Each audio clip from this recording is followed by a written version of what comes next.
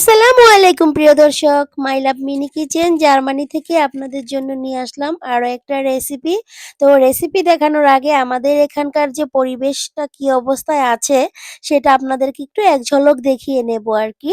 আমাদের এখানে দেখুন প্রচণ্ড তুষার পড়েছে আর এই কারণে আমাদেরও অনেক ঠান্ডা লেগেছে, অনেক অসুস্থ হয়ে আছি আমরা সবাই।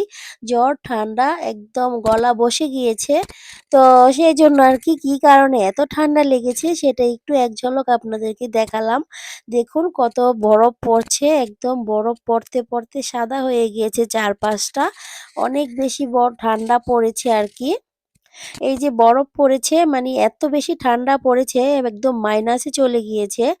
আর সেইজন্যে অবস্থা খুবই খারাপ। তো এই যে দেখুন এদিকে ৩ টা ছেলে হাঁটতেছিল রাস্তা দিয়ে। তো বরফ পড়লে কিন্তু একদম এই যে রাস্তাঘাটে হাঁটাচলা করার সময় এরকম পিছলা খেতে হয় অনেকেরই।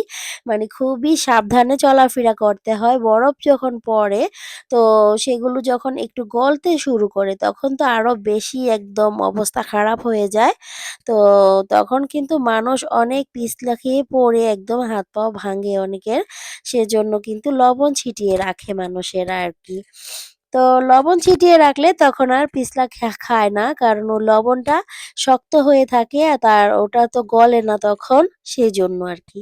তো যাক চলুন এখন আমরা মূল রেসিপিতে চলে যাই। তো এই যে দেখুন এখানে আমরা কিছু মানে এই বিদেশি সিম এটা। আমাদের দেশের সিম তো থাকে ছোট, ছোট।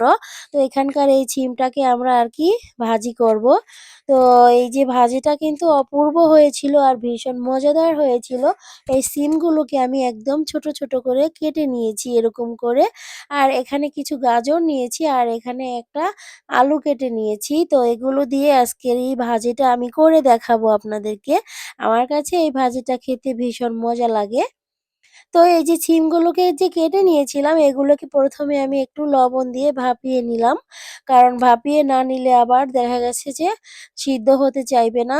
এখন এই যে আমি একটু তেল দিয়ে দিচ্ছি। তেলটা একটু বেশি দিচ্ছি এইজন্য কারণ আমাদের ভাজি কিন্তু অনেকগুলো। দেখতে হয়তো কম মনে হচ্ছে, ভাজিটা কিন্তু খুব বেশি।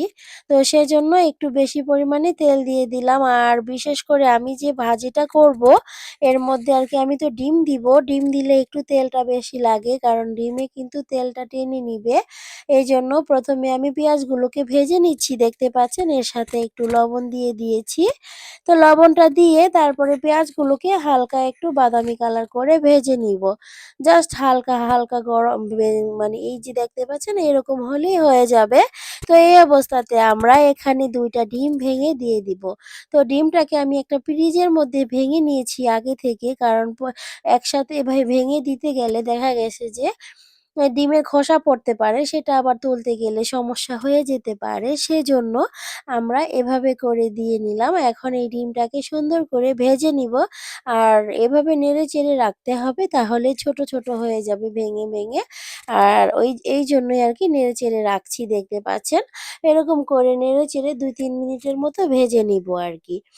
তো ২-৩ মিনিট পরে আমরা কিন্তু ভাজিটাকে এখন দিয়ে দিব। আর এই যে দেখুন আগে থেকে যে ভাপিয়ে নিয়েছিলাম, একদম সুন্দরভাবে সিদ্ধ হয়েছে। এখন আমরা এই ভাজিগুলো সব দিয়ে দিব এই যে ডিম আর পেঁয়াজের সাথে। তো দিয়ে এখন আমরা এগুলোকে ভালো করে নেড়ে-চেড়ে মিশিয়ে নিব আরকি। তো ভাজি তো আমরা সবাই করতে পারি। আমি একটু আমার মতো করে দেখাচ্ছি আরকি। আমাদের বাংলাদেশের সবাইরা তো অনেক সিম খাচ্ছে, শীতের সবজি খাচ্ছে। আমাদের এখানে তো আর বাংলাদেশি সিম নেই। তো আমরা আর কি করব? সেজন্য এই সবজিটাকে আমরা সিমের মতো করে কেটে ভাজি করে খাচ্ছি। অবশ্য এটা সিমের মতোই কিছুটা। দেখতে দেখা যায় যে আমাদের দেশের ময়ফুলুসির মতো। কিন্তু আসলে ময়ফুলুসি না এটা।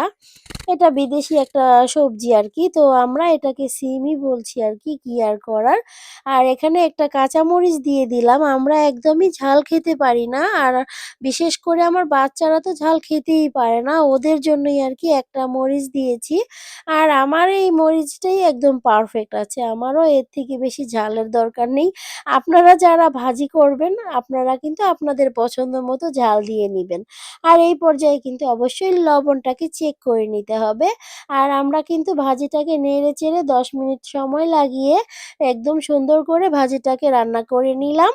এই পর্যায়ে ভাজিটাকে আমরা চুলা থেকে নামিয়ে নিব।